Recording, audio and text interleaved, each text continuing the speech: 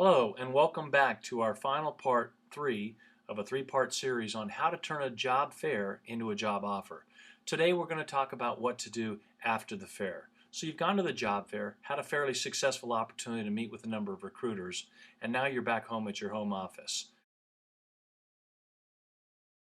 The thing you want to do next is to make a lasting impression. And the way you're going to do this is by making a personal connection with each of the recruiters that you spoke with. Start off by writing them a personal memo. Make it a nice letter. A Word doc would be preferred. Write it out by hand even if necessary, and then drop it in the mail, preferably post office. Put a stamp on there. It sounds and looks and is more personable than using an email today, of which these recruiters get inundated. This is going to help you stand out, and frankly it's something that about 90% of job seekers don't usually do. So right off the top, you're going to stand out by the mere fact that you made a connection. Be sure in your letter to address something that you spoke about in the interview. If you discussed where you live, or you have a brother-in-law who goes to the same college that they did, whatever you can latch onto that's going to help that recruiter jog their memory, go on ahead and pull that out. This is going to make a big difference for you.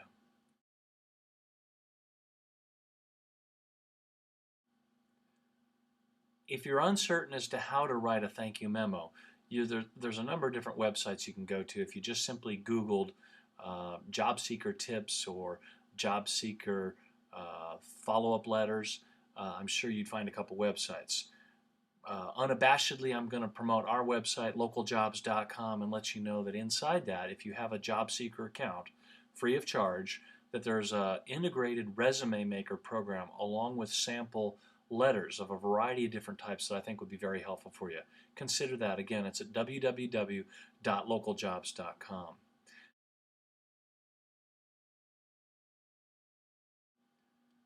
Okay, now that you've sent your letter off in the post office, the next thing you want to do is to pick up all the cards that you selected of recruiters that you didn't actually get a chance to interview with. Go on ahead and jot them a memo as well. It certainly won't hurt, and it shows them that you're attentive, that you're eager, and that you really are interested in that job.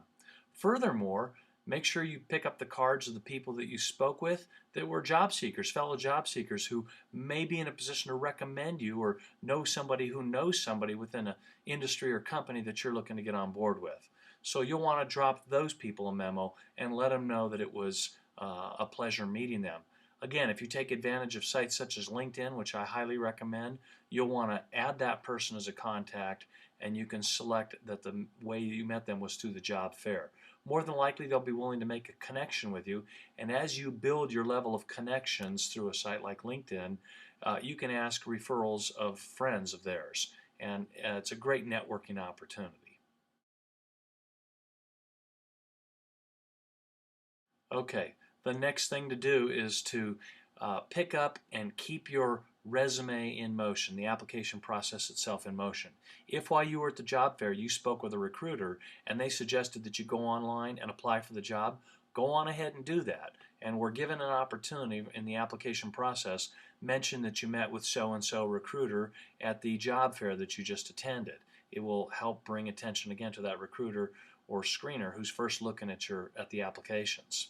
And finally, persistence pays off. Do not let things stop here. Keep in touch with all the people that you've collected business cards on. Roughly once a week or every 10 days, drop those recruiters a new memo. Don't be afraid to pick up the phone. People that are more assertive are not being overly aggressive if it's done with enough timing to let some space go by, and if it's done in a way that's following up on a series of commitments that you asked the recruiter to make. For example, if you follow up with your letter roughly 3 days after with a phone call, and you say, "Hi Betty, this is Brian Bowman. I met you at the job fair recently and I followed up with a letter to you. I just want to make sure that you got that, tell you what a pleasure it was to speak with you, and I wanted to find out when we might be able to get together again for an interview."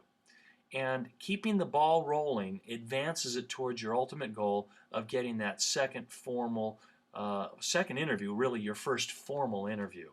And from there, you will have accomplished the task of what a job fair was set out to do, which was to help you turn a job fair into a job offer. Well, those are my tips for how to perform well at a job fair. I hope to see you there and to see you getting a job. Have a great day and take care.